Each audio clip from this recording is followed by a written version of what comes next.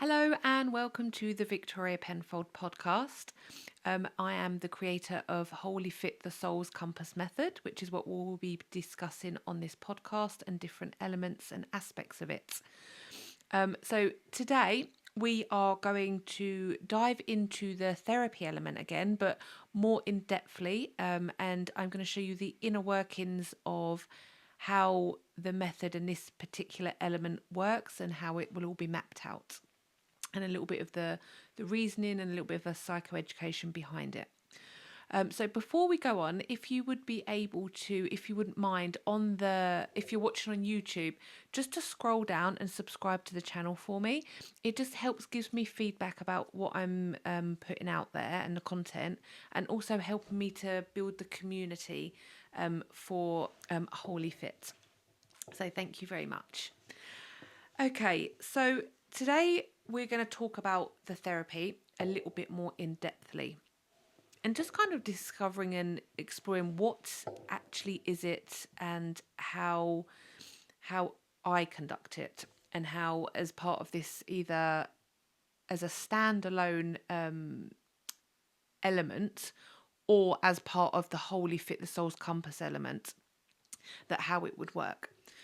So I want to start by saying therapy is a space where you're basically coming home to yourself really safely, fully, and without any shame. And that's the space that I offer, to welcome all parts of you, whether they're the proud ones, the hidden ones, the parts that are still learning how to trust. And I always view you as there nothing being wrong with you. You don't need to be fixed, you just need to be met with some understanding. The way I've developed this part of the method is that I work in a very trauma-informed, body-aware way, and I guide you into accessing the wisdom of your body and helping you to gently release what it's been carrying, so that you can access more of who you truly are in your true essence. Now, I'm going to quickly show you a little image, and if you're listening on the podcast, I will just describe it to you. So imagine an egg shape, or an oval shape, and imagine that it's broken up into three sections. So the bottom half of this oval shape represents the unconscious, so it can also represent your past, so anything up until the present day. Then in this middle part here, you've then got your middle unconscious. So it's everything that's immediately available to you in your awareness. And it's basically your present situation, like where you are right now. Then at the top of the egg, you've got what is known as the higher unconscious. And then this represents your future self and what is possible for you, and like your potential. Then if we come back into this this middle region of the oval, there's another little circle, and then there's a dot in that circle which represents you, so your personality and you as a human being. Then at the top of the egg, there's a little star, and that represents your soul. And what happens is, I'm going to get a pen here. The reason I work in a trauma-informed way, when there has been trauma, this line here can be broken. I'm going to write it down. So it's almost like that line between the soul and the self. It breaks. So we don't have direct access to the higher self. And when there's been trauma, the body and the soul and the psyche are wounded. And what happens is during the therapy process, we need to, and the goal is to realign you and give you access back to your true self and your true calling. So what we have to do in therapy is, you see this line, we have to go through it, because that here is broken because of stuff that has happened here in the past and in the unconscious, and then stuff that is now happening here in the present day in the terms of your behaviors and patterns because of what happened down here in the lower unconscious. So in doing that, I have to honour the whole of who you are, so mind, body and soul, and practically and emotionally and energetically. And also it has to go quite slowly. So it really is a slow and steady pace of therapy. This is not a get rich quick or get fixed quick scheme or program. And if you go slow and steady, what's interesting is that paradoxically you'll probably start to go faster, and we can just slowly build your capacity to be with the higher self and all the joy and love that it's going to bring for you and improve your life.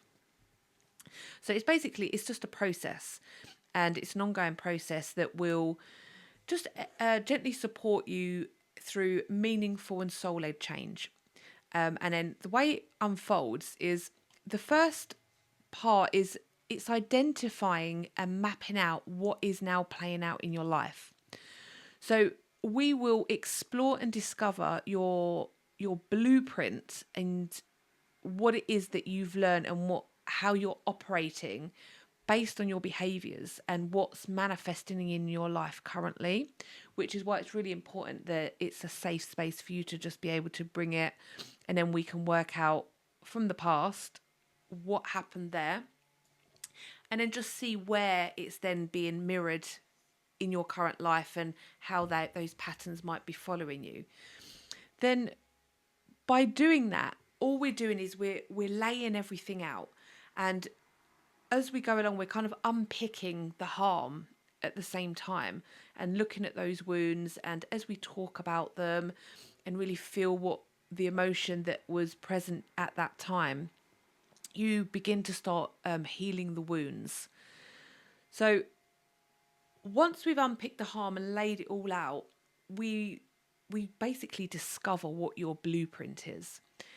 Now, once we've then discovered the blueprint, it gives you a choice. It doesn't automatically mean anything's going to change or you're going to miraculously change. What it does is it provides you with an opportunity to be able to look at everything that you've laid out and discovered and think, what is it that I want to keep and what is it that I want to change? Because even though there might have been trauma, we will always look for simultaneously any good times that you had, anything that's really beneficial to you, or anything that's really helped you in your life become resilient or help you manage things in your life. But then equally, we will look at things that maybe aren't so helpful and are creating a little bit of destruction and chaos in your present life. So what happens is it's almost like looking at a photo album and going through it and saying, well, now I can see this. I don't want to keep this. I don't want to keep that. I want to get rid of this. I want to get rid of that. I want to keep this. I want to keep that. And it just provides you with that choice. Then with that choice, you are then able to access higher parts of yourself and then work out and create a new blueprint. So then we go through that process of working out, well, how do you want your life to be? How do you want to relate to people? How do you want people to relate to you? And we're creating a blueprint, because that blueprint that you create then forms the work that you will do going forward to be able to make those shifts in your life. And then what also happens is during that process, it can be difficult going through past trauma or even just looking at the past in general. But what we will also work out is in that process, we're going to work out what your attachment style is, because that can inform a lot of work. The attachment style can inform most things in your life, like how you relate to other people, how you relate to food, how you relate to relationships, how you relate to exercise, money, and it's so informative. Then what we'll also do along the way is find out what your default nervous system response is. Now, we've got fight, flight, freeze, or fawn. And by finding out what your automatic nervous system response is, again, it's just noticing and you making a decision. Do you want to change that? Then in the situation where you then want to change it, it then helps give the information to the next elements of the method. So for example, with exercise and nutrition. So we can actually use those two things and retrain the opposite side of the nervous system response. So if, for example, your sympathetic nervous system response dominant, we can then put plans in place to train your parasympathetic nervous system so that then you're able to then rebalance yourself. And then by having that system working, we're just re-evoking that part of your body and just re-engaging it. And also, it might be that you don't want to change that. And remember, everything that you discover along the way is just, it's providing you with choices and options as to what you want to do next and move forward in your life and in what direction. Then what also happens is during the process, you learn about the brain and the mind and different elements and different parts of the brain. So, for example, like the prefrontal cortex, the hippocampus, the amygdala, the hypothalamus, the pituitary gland, the cerebrium.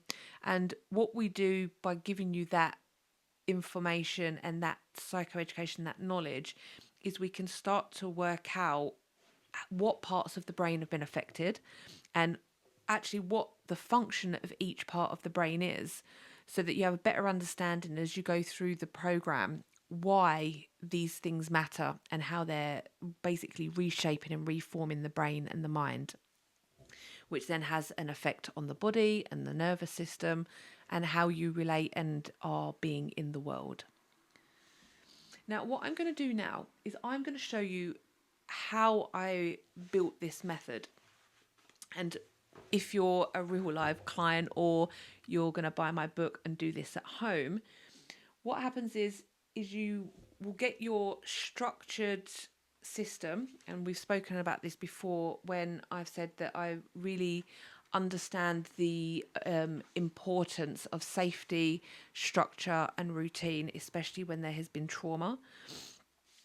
And although in the beginning it will be slow, it is a slow and steady pace, but like anything, the more you do it and every time you return to it, you gradually speed up and you get quicker at it.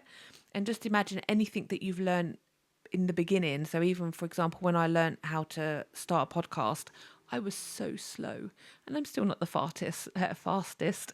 So I was so slow, but every week that I do it, it's getting quicker and quicker and quicker.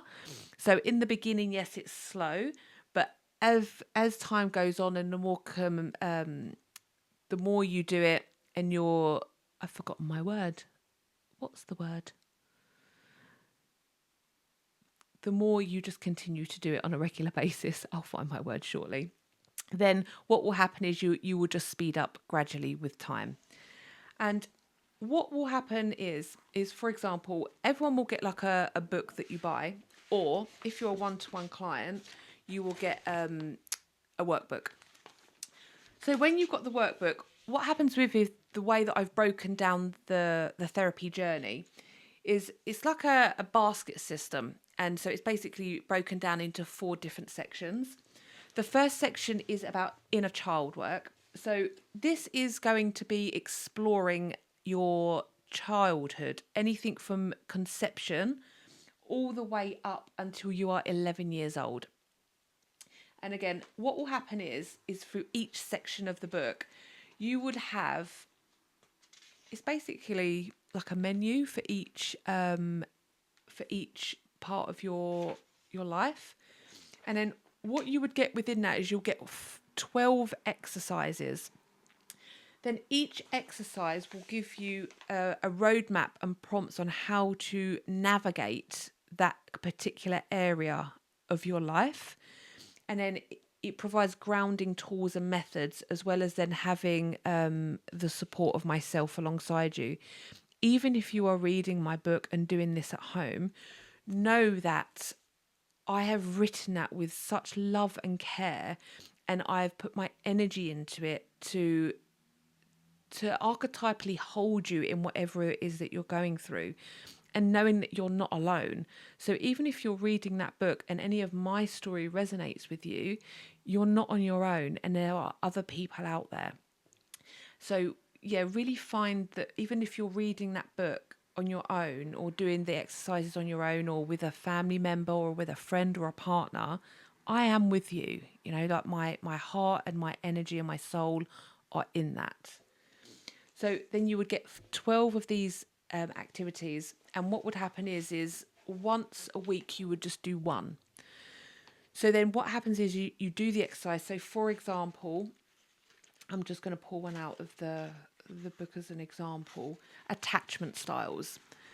So that particular week we would look at attachment styles, and we would just explore your attachment and how your relationship was with your parents, with your siblings, with other people. And then you're going to get a little bit of psychoeducation, so you really understand the method and the information and the impact that it's had on you and why. Then the reason you only do one a week is because you do one and then you give yourself, it's kind of like being in therapy. You only go to therapy once a week. And by doing it once a week, you then have the week in between to really kind of reflect and explore and do some journaling and fill out the journal guide that will follow it throughout the week. And by doing that, it just gives you a little bit of reflective tools. It gives you time to reflect and gives you the tools to reflect, so that you can ground the process and then explore it with friends or family, or book in a session with myself, or if you're in therapy with me, that is how we would explore it. Or if you're in one of my groups, that is how we would explore it. So you either explore it alone with others, or within the group. And then after the 12 weeks, you would then have a week of rest, and you would just reflect on the 12 weeks that have gone by. And then typically that would last a whole season. And I'm a very organized person, so I always start at the beginning of every season, and then it just makes it simpler. Then the second part would be your adolescence. So we repeat the process, and then we look at your adolescence. And then your adolescence is going to be anything from the age of 12 all the way through until you are around 2021, so until your education ends. And even if you didn't continue into higher education, that would just be part of the process, and looking at what it is that you did do after that. And again, we would, for an example, one week we might be looking at identity, like how you explored your identity during that period of time. And all the while, as we go along, we're going to be exploring and discovering your blueprints and your attachments, how you learnt the behavior that you did, where you learnt the behaviors that you did, looking at your belief systems, what it is that you believe about yourself, what it is you were taught to believe from the outside, and then also accessing what it is that you believe deeply, what you did say and what you didn't say. Then the next part will be adulthood. So anything then from that point of leaving your education or a work at a certain point up until this present day. Then that would include things like your working life, whether you continue to go into education or how that planned out, or whether you didn't go into education. It might be that you've been in prison. It could be that you've been severely depressed or not very well and you haven't been able to, but that's everything that we will explore. And again, all the way we're looking at behaviours, patterns, blueprints. We're just on a journey of discovery. What is happening? Complete honesty. Again, 12 individual topics each week, and it's slow and steady. Then the final part of it will be what I call mature adulthood.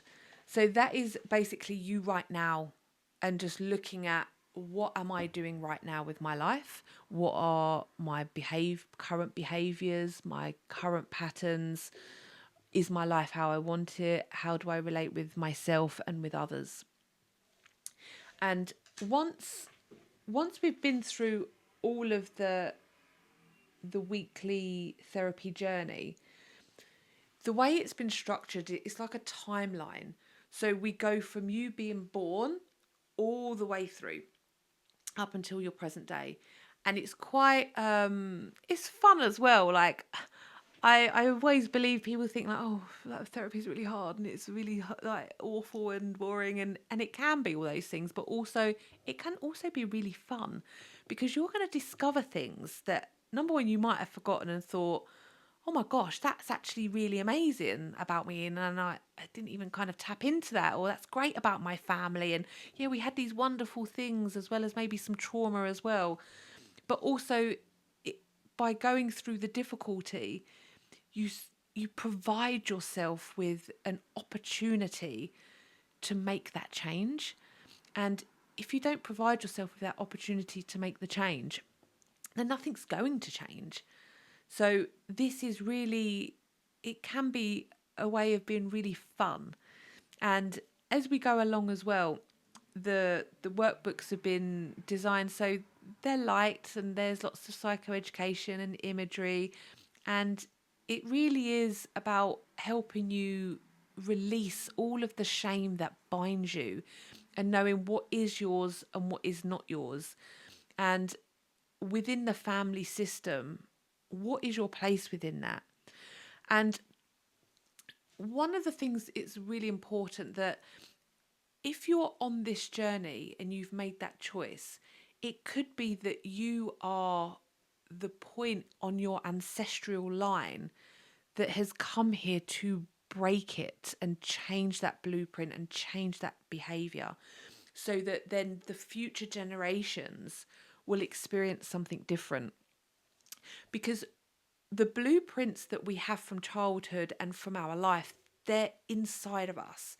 They are embedded into our cells, into our nervous system. It's the story of not just our own lives, but the story of our mothers, our grandmothers, our great grandmothers, and it can go back so far. But what happens is it just keeps going from one generation to another because nobody's looking and being conscious to say, I'm going to change that. So then by you looking and saying, I'm going to change that, and first of all figuring out what it is that the blueprint is and really laying it all out with complete honesty, then creating a new blueprint to how you want your future generations and the legacy of your family to be, you then start putting that, well, you put that plan in place, and then you then start to do those things and taking the action so that you're then developing new ways for your nervous system and body to relate and experience something differently, so that it's installed within your nervous system, within the cells of your body and within the psyche and within the soul, so that then when the future generations come, it will be a little bit easier for them and they've learned something different. Then when there's a new generation, again, it just gets a little bit easier for them. And within 5 to 7 generations, it becomes so diluted because of what you have done and this hard work, that actually your ancestors in front of you and your ancestors behind you are going to be absolutely thrilled. So the ones behind you are going to be cheering you on and pushing you along your way. And then the ones in front of you, they're going to benefit so much. And that will be the legacy that you leave.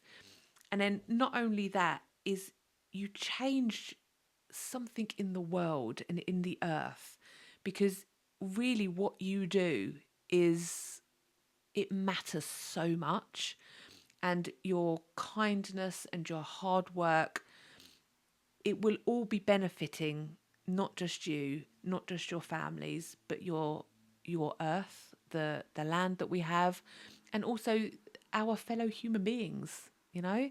So all we can do is only start with ourselves. And then when we start with ourselves and really focus on doing that work within, then the outside will then change, and it can't really be any other way. And things might change on the outside materialistically, which is always lovely and can be a part of that journey, but it has to change inside as well on a deeper cellular level. And that's really where true change and true happiness comes from. And yes, it will be difficult, but when it's slow and steady and it's in chronological order and it's done at a pace that won't overwhelm you or your systems, then actually we can change the trajectory of your family line much quicker. And then we will then use the next elements to then really tap into how we practically change those things to better your life and those around you.